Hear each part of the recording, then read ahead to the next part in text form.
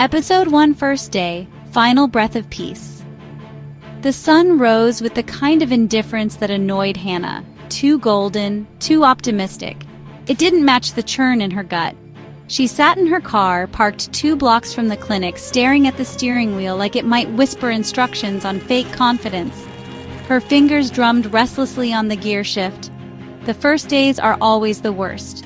New faces, new smells, new people decide whether you're worth the oxygen you're breathing. She could already feel the stares, the glances when she walked in, the unspoken judgment that came from not knowing the rhythm of the place, and worse, trying to pretend she did. She opened the sun visor and looked at herself in the mirror. Dark brown hair pinned into a low, neat bun, tight enough to look professional, loose enough not to scream control freak.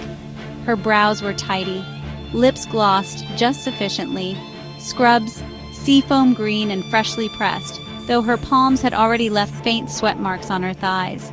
Her skin was pale, and anxiety flushed her cheeks too bright. "You've got this," she muttered.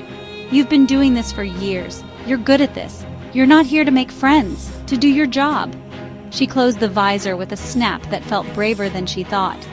Hannah took one last deep breath, rolled her shoulders back, and exited the car. The bell above the clinic door jingled with the enthusiasm of a novelty toy dying mid-bounce. Hannah stepped inside, and the smell hit her full force. Bleach, cat pee, wet fur, and something faintly metallic that she didn't want to identify. It smelled like every clinic she'd ever worked in, somehow worse. Maybe it was how the air clung to her skin, heavy and a little sour. The lobby was small and outdated. Beige paint was peeling in the corners, and a wall fan was blowing air with all the conviction of a sigh. A potted plant in the corner looked half dead, possibly poisonous. Behind the desk sat a woman in leopard print scrubs who looked like she hadn't blinked since 2019. She chewed neon pink gum while typing like her keyboard owed her money. Without looking up, she said, "You the new tech?" "Yes, Hannah." "Whitlock's in treatment too. Follow the smell of ego." "Great." Off to a warm start. Hannah offered a half smile and walked toward the hallway, her shoes squeaking against the worn tile floor.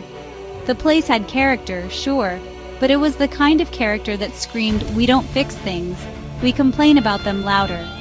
She passed a crooked bulletin board lined with faded Polaroids and dog-eared flyers. One photo had a thumbtack through someone's eye. A subtle warning, maybe. She followed the sound of snorting into treatment 2. Dr. Whitlock stood over the table, elbow deep in the jowls of a sedated bulldog who wheezed like a broken accordion. Drool dangled from the dog's lip like a stubborn icicle. "You're late," Whitlock said flatly, still not looking up. She wasn't, but she didn't argue. "Get gloves. Gus is sliding again." Hannah slipped into a pair and approached the table. The bulldog, presumably Gus, let out a slow groan of protest. His tongue lolled sideways like he'd just given up on life. "Is he okay?" she asked. "As okay as he ever is," Whitlock grumbled. "Sedated, gassy, and 50 pounds heavier than my back deserves." The man was tall, maybe early 50s, with a face like a crumpled blueprint. Handsome once, but weathered by poor decisions and worse sleep. His pale blue eyes looked tired, and the circles under them were deep enough to qualify as craters.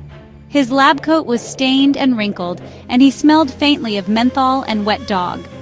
They rolled Gus back into position, Hannah steadying the head while Whitlock adjusted the limbs. Once finished, he finally glanced up at her.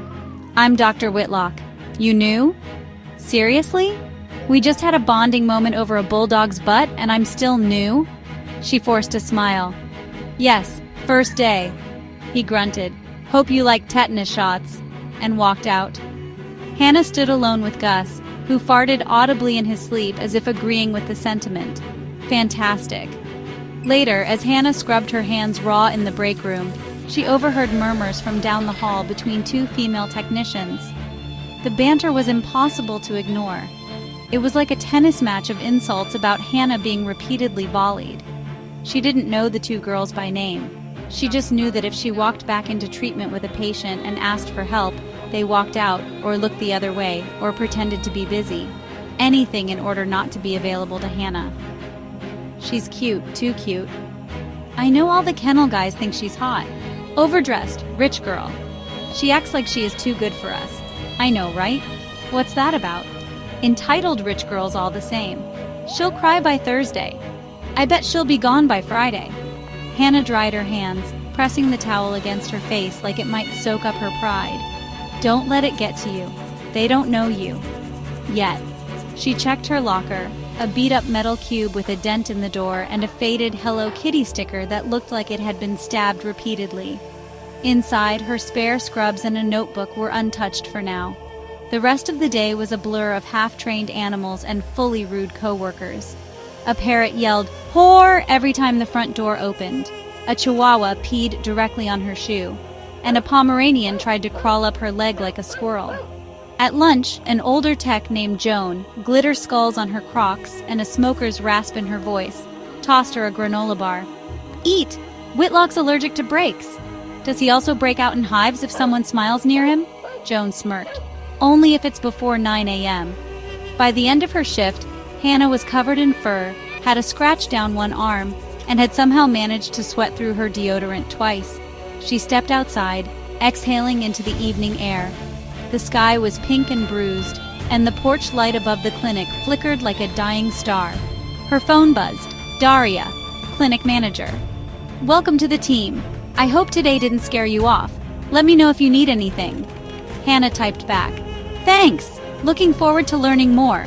Lie. Again. She caught her reflection in the side mirror, scratches, sweat, and eyes that used to be hopeful. Now, just tired. "You can do this," she whispered. But even she didn't believe it. She turned to get in the car and froze.